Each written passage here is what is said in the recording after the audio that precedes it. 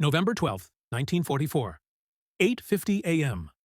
Tromso Fjord, northern Norway. Captain Hans Meyer stood on the bridge of the battleship Tirpitz, watching the horizon. The morning air bit cold and sharp. Black mountains surrounded the fjord like prison walls against the pale Arctic sky. Beneath his boots sat 52,600 tons of German engineering. Why such fixation on a vessel that rarely departed port? Because the Tirpitz was winning the war without firing weapons. Naval strategists labeled her a fleet in being. Simply by remaining in her Norwegian anchorage, she forced Britain to maintain two modern battleships, HMS King George V and HMS Anson, plus one fleet carrier permanently stationed at Scapa Flow. Paralyzed, waiting for an attack that might never materialize, every Russia-bound convoy required massive escorts, bleeding the Royal Navy's resources continuously. Merchant vessels sank.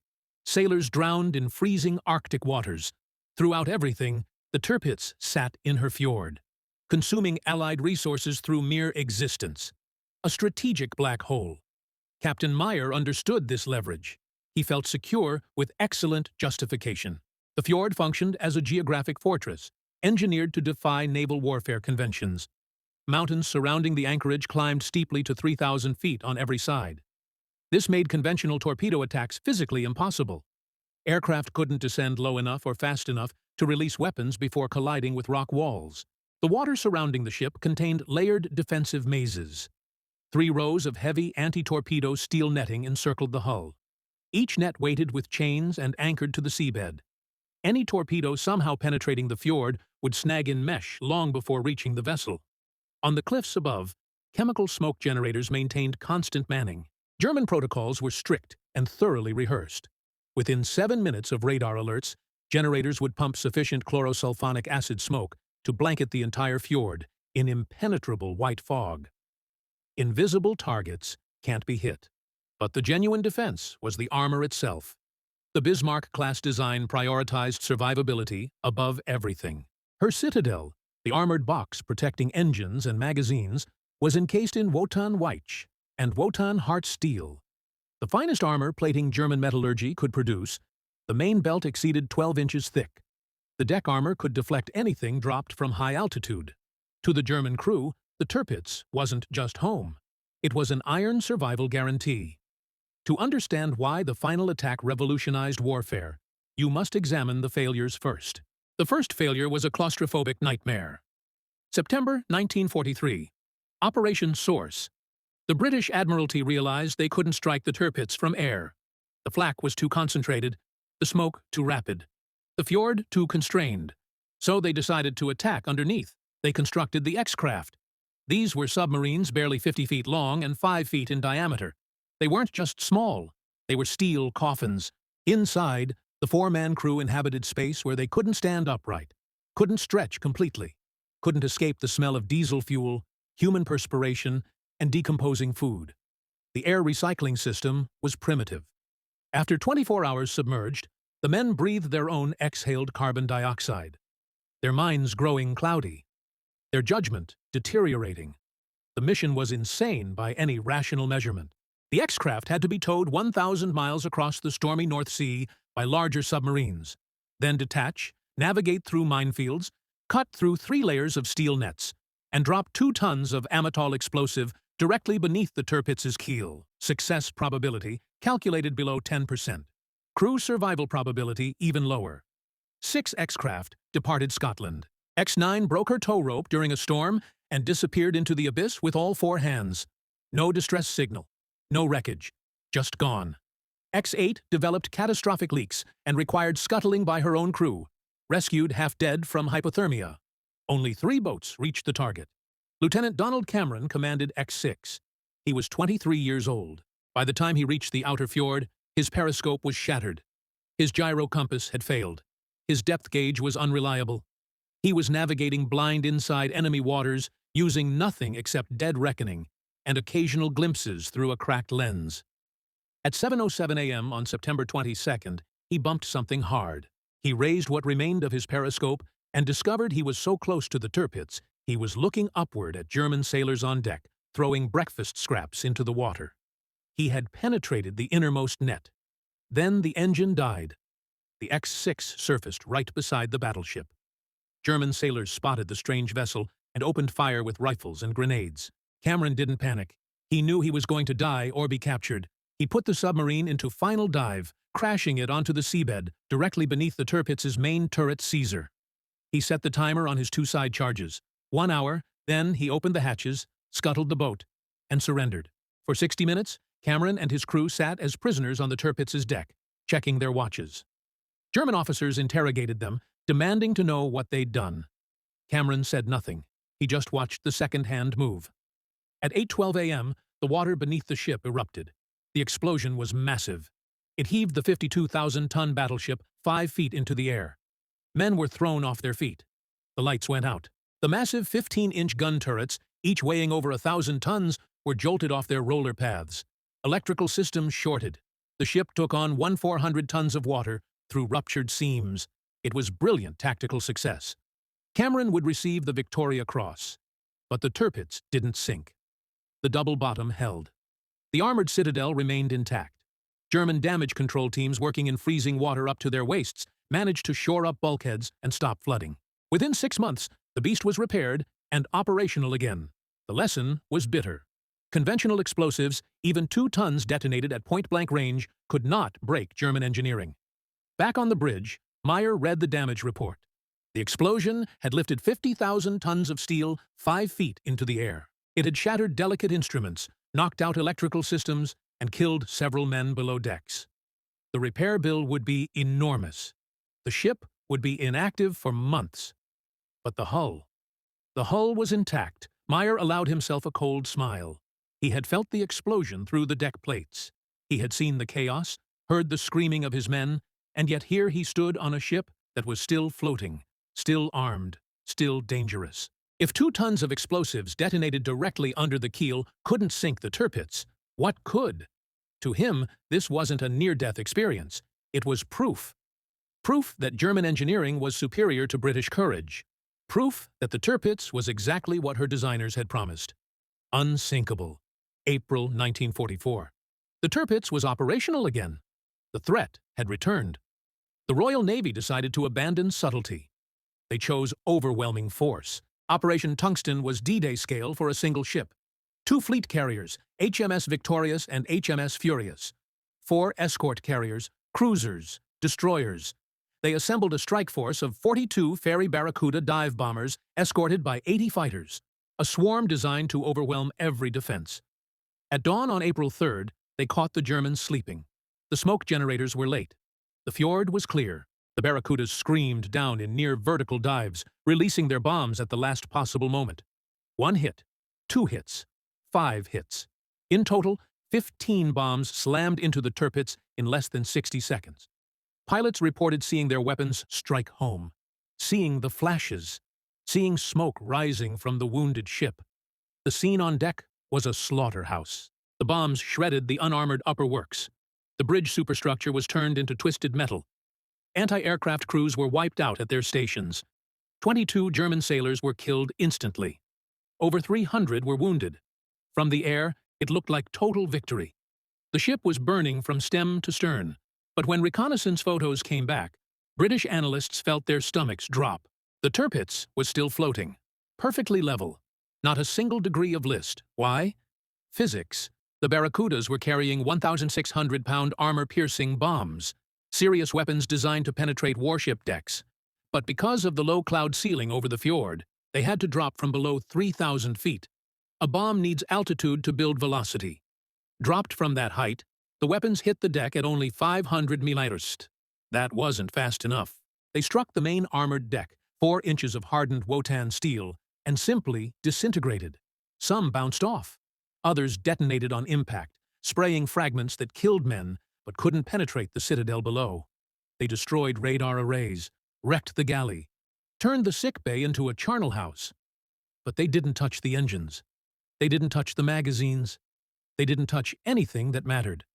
The beast had shrugged off 15 direct hits like they were hail. Meyer walked through the smoke of his burning ship. The smell was overwhelming. Cordite, burning paint, and something worse. He stepped over bodies, past weeping wounded, through compartments that had become abattoirs. 22 of his men were dead. The upper decks looked like they'd been hit by an earthquake. But as he made his way down to the main armored deck, he saw the truth. The British bombs had scarred the steel. Some welds had cracked. There were dents and gouges where weapons had struck, but they hadn't penetrated.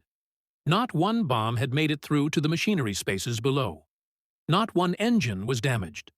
Not one boiler was ruptured. The magazines were dry and intact. The heart of the beast was still beating. He signaled Berlin. Ship operational. Repairs underway. Standing in the smoke and chaos, Meyer felt something strange. Not fear, but confirmation. The Allies had thrown everything they had at him. Submarines, dive bombers, massed air attacks, and he was still here. He was more convinced than ever. They could scratch the paint. They could kill his men, but they couldn't kill his ship. The Admiralty was out of ideas. The Navy had failed. The conventional Air Force had failed. It was time to call in the mad scientists. Enter Barnes Wallis. He wasn't a military man. He was an engineer. The genius who had designed the bouncing bombs used by the Dambusters to destroy the Ruhr dams. He looked at the Tirpitz not as a ship to be sunk, but as a physics problem to be solved. And his solution was radical. His theory was simple. If you can't break the armor from above, destroy the world underneath it. Water and soil are incompressible. If you detonate a massive explosive charge deep underground or underwater, it creates what engineers call a camouflage, a massive vacuum bubble that expands outward and then collapses inward. When it collapses, it removes the foundation. The target doesn't just break. It falls into a hole that wasn't there a second ago. To achieve this, Wallis built a monster. He called it the Tallboy. This was not a normal bomb. It was a handcrafted instrument of geological violence. Length, 21 feet. Weight, 12,000 pounds, nearly 6 tons. Most bombs of the era were cast iron casings filled with cheap explosive. The Tallboy was different.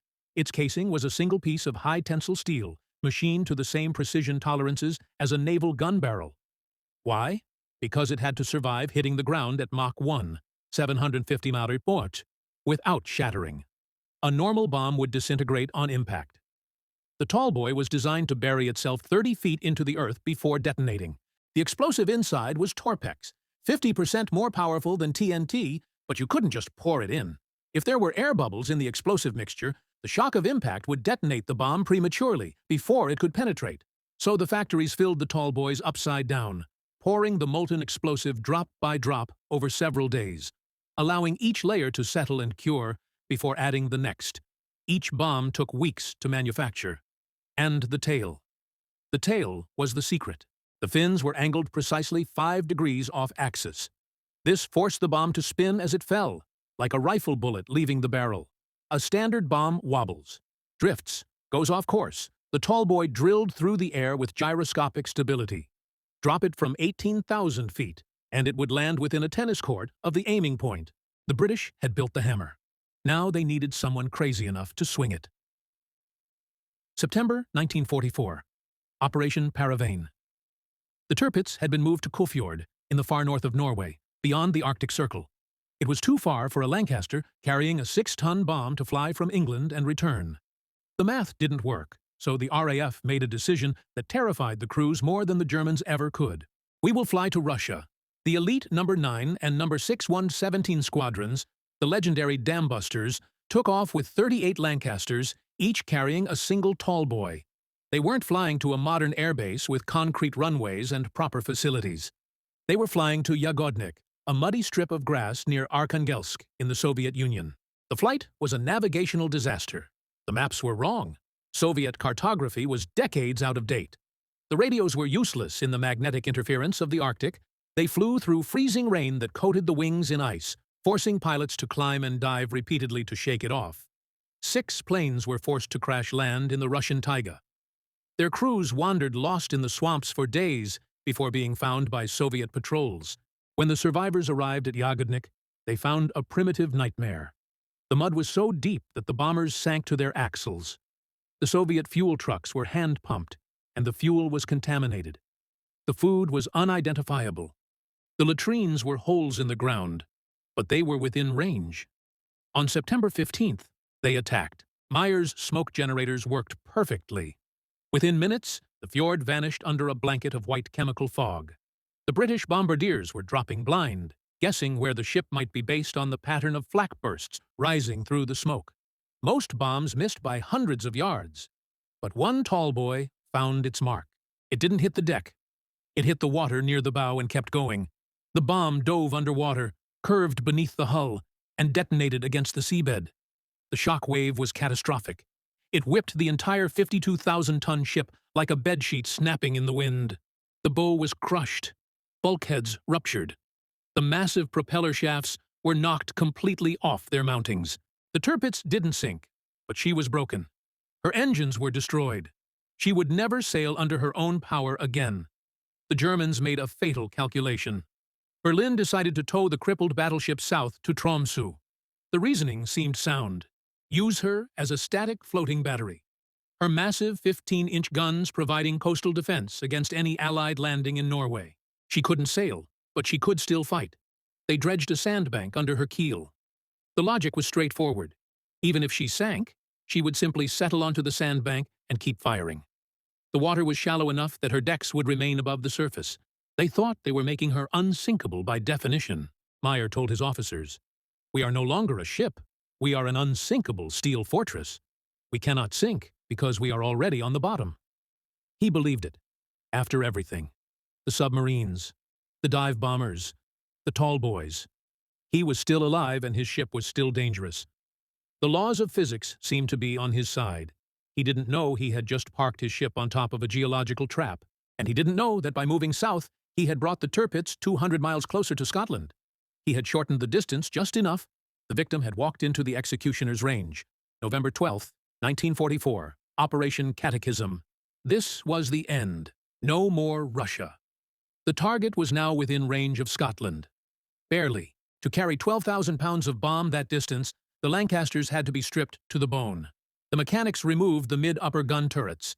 They removed the armor plating that protected the crew. They removed the de-icing equipment that kept the wings from icing over at altitude. These weren't warplanes anymore. They were flying fuel tanks with a massive bomb strapped underneath. If a German fighter found them, they were dead. If the weather turned bad, they were dead. The crews knew the odds. They climbed aboard anyway. 32 Lancasters took off at 3:00 a.m. into the freezing darkness. At 8:01 a.m., German radar picked up the incoming formation. The alarm screamed across the Tirpitz. Smoke! Make smoke! This had saved them every time before. The crews raced to the generators. Valves were opened. The acid began to pump into the burners. White smoke started to rise from the cliffs around the fjord. But nature decided to intervene. There was no wind. Not a breath of air moved across the water. The smoke didn't spread. It just hung in place. A low white blanket that covered the water but left the masts and superstructure of the Tirpitz sticking out above it like a target marker. At 14,000 feet, the lead bombardier looked through his SAB sight, the stabilized automatic bomb. Sight, an analog computer of gears and lenses that calculated wind drift, altitude, and terminal velocity. Below him, through breaks in the smoke, he could see the black shape of the battleship. The aiming point was clear. The German 15-inch guns opened fire. They weren't shooting at ships.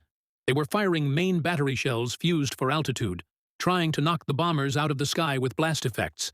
The sky around the Lancasters filled with black explosions. The aircraft bucked and shuddered in the turbulence. But the pilots of 6117 Squadron flew straight and level. They called it the dead man's run. For the final 60 seconds of a bomb run, you cannot deviate. You cannot dodge. You cannot flinch. You must fly perfectly straight to let the mathematics work. Bomb gone. Then silence. A Tallboy takes nearly 30 seconds to fall from that height. 30 seconds of watching, waiting, hoping. 8:41 a.m. The first Tallboy missed the ship by 30 feet, but it hit the sandbank directly alongside. This is where Meyer's plan died. The earthquake effect did exactly what Wallis had designed it to do. The bomb buried itself deep in the sand and detonated. The shock wave liquefied the sandbank instantly. The solid ground that the Tirpitz had been resting on, the foundation that was supposed to make her unsinkable, turned into quicksand in a fraction of a second. The ship lost her support. Then came the direct hits. 2 Tallboys struck the port side of the hull. They punched through the armored deck, the same Wotan steel that had stopped 15 bombs in April, like it was wet cardboard. They didn't explode on contact. They buried themselves deep in the bowels of the ship next to the ammunition magazines, and then detonated. The violence is difficult to describe. A 12,000-pound explosion inside a steel box. The pressure had nowhere to go except through the structure of the ship itself. Turret Caesar, the same turret that Lieutenant Cameron had tried to destroy with his X-craft a year earlier, was blown clean out of the ship. A structure weighing 700 tons, the weight of a small warship, was thrown into the air and landed in the water 20 meters away. The Tirpitz began to roll. The liquefied sandbank offered no resistance. The flooded compartments shifted the center of gravity. 20 degrees. 40 degrees. Inside, the darkness was absolute. The electrical systems had been destroyed. The screaming of twisting metal was louder than the screaming of men. At 60 degrees, ammunition began spilling from the hoists, crashing through compartments, killing men who had survived the initial blast. At 8:52 a.m., just 11 minutes after the first bomb fell, the Lonely Queen of the North capsized completely. She rolled 180 degrees. The massive superstructure buried itself in the mud of the fjord bottom. The red anti-fouling paint of her keel rose into the cold Arctic air. Silence returned to the fjord. The aftermath was grim. Centuries on German sailors died. Rescuers standing on the upturned hull could hear survivors tapping on the inside of the steel for days. They cut holes with acetylene torches and managed to pull out 87 men. The rest suffocated or froze in the dark, trapped in air pockets that slowly ran out of oxygen. Captain Hans Meyer went down with his ship. He had believed his ship was safe because it was strong. He had survived submarines. He had survived dive bombers. He had survived Tallboys before. He had done everything right by the rules of naval warfare as he understood them. But the rules had changed. The sinking of the Tirpitz was the final proof of a new reality. Germany had built the ultimate expression of the old war, a ship with thicker armor, bigger guns, more steel than any European vessel before her. The Allies had answered with the new war. Industrial precision, applied physics, aerospace engineering. When you fight an industrial power that can turn the very earth beneath your feet into a weapon, no fortress is strong enough. Thanks for watching Echoes of WWII Battlefront. Like and subscribe for more forgotten World War II stories. Where are you watching from? What World War II stories should we cover next? Your engagement helps us continue bringing these untold narratives to light.